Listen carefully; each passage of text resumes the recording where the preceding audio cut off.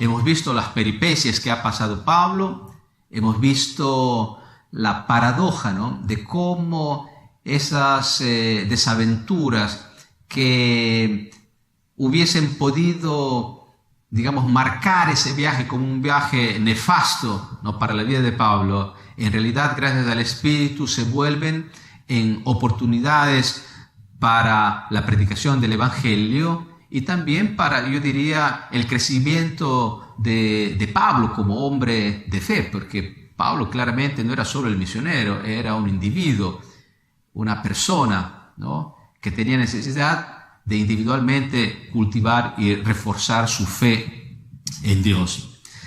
¿Por qué la quinta parte de esta semana, reflexión conclusiva de la semana del trimestre, pinta la presencia de Pablo en Roma como una presencia de victoria? De hecho, el título que le da es Victoria del Evangelio.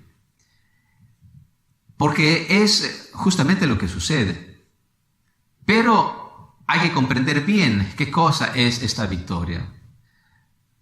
Porque si tomáramos inmediatamente, literalmente, esta palabra, tal vez olvidaríamos algunas cosas esenciales que se esconden detrás, ¿no? Primero, la primera cosa es que esta victoria no era una victoria apoteósica, ¿no?, compacta y absoluta, porque, por ejemplo, el primer contacto con los hebreos que vienen a escuchar a Pablo y a los cuales Pablo trata de decirles lo mejor que puede, por cuál motivo cree en Jesús.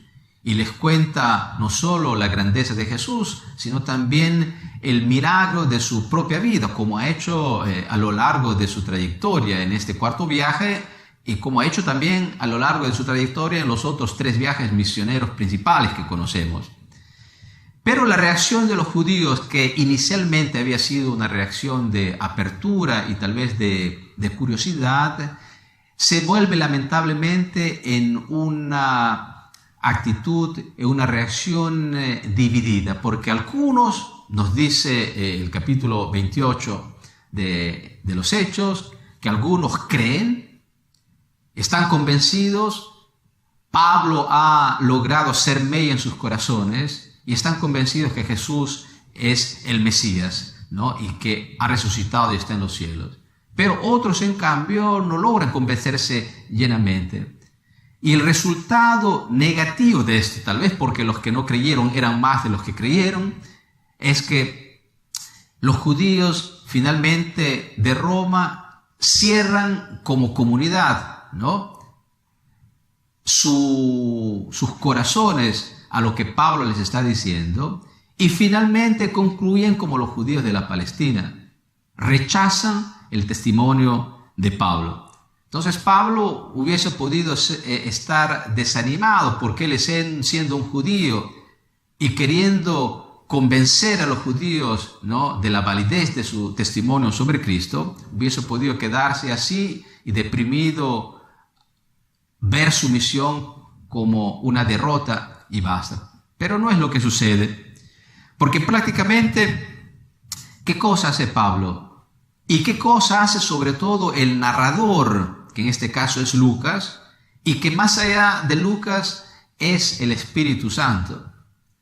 En ese momento de derrota, o mejor dicho, o dicho aún mejor, de una mejor manera, ese momento de derrota con los judíos se vuelve al mismo tiempo en el momento de la más grande victoria, en la orientación que tendrá el cristianismo de ese momento en adelante. Es decir, el cristianismo, por voluntad de Jesús mismo, no podrá limitarse a una particularidad, ni étnica, ni lingüística, ni ideológica.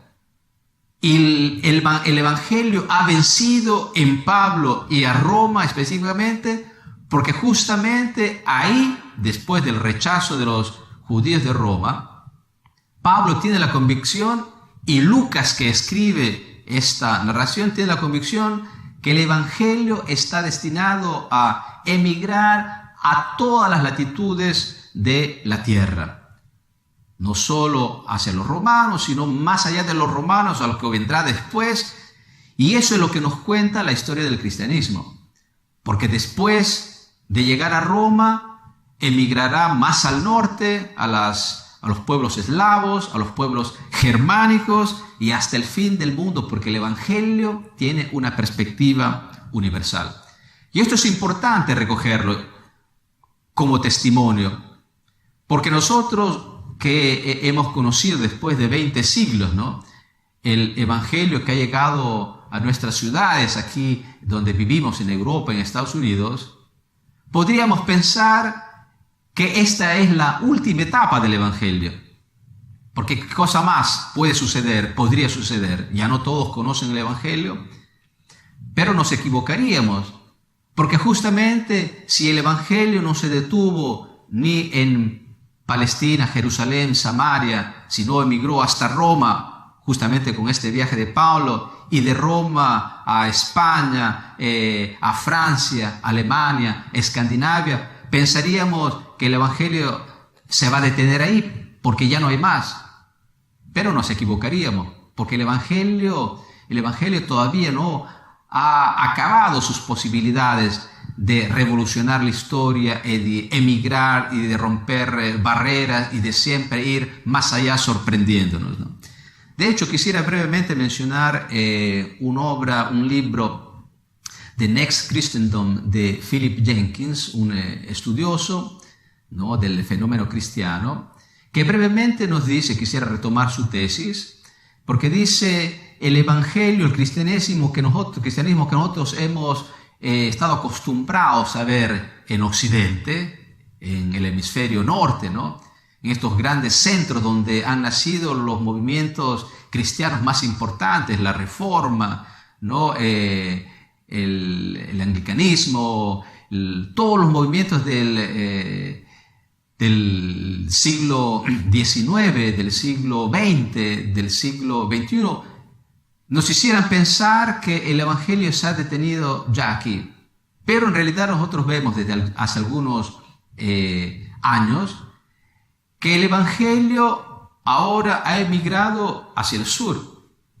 Y eso es lo que cuenta en su libro, ¿no? Cómo el cristianismo hoy sea un movimiento nuevo, porque del norte del mundo, del hemisferio de los países occidentales, ahora potentemente se mueve en el sur.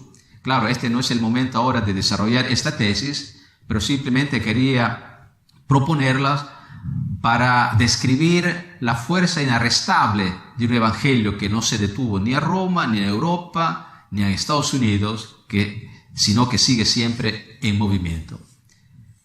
Los comentarios del día viernes y sábado serán hechos, ¿no?, con el repaso respectivo por las personas encargadas en el programa Perspectivas Bíblicas en su horario de costumbre.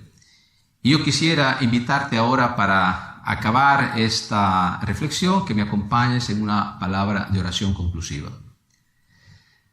Te agradecemos, Padre, por la oportunidad que nos has dado de reflexionar sobre la fuerza del Evangelio, el testimonio de Pablo y la potente misión que no es una misión de nosotros seres humanos, sino una misión de tu Espíritu. Ayúdanos a estar disponibles como Pablo para en las peores circunstancias ser instrumentos de tu gracia, y sobre todo a no pretender comprender la portada, la perspectiva, el horizonte último de tu misión, de tu programa para nosotros seres humanos. Todo esto te lo pedimos en el nombre de Jesús. Amén.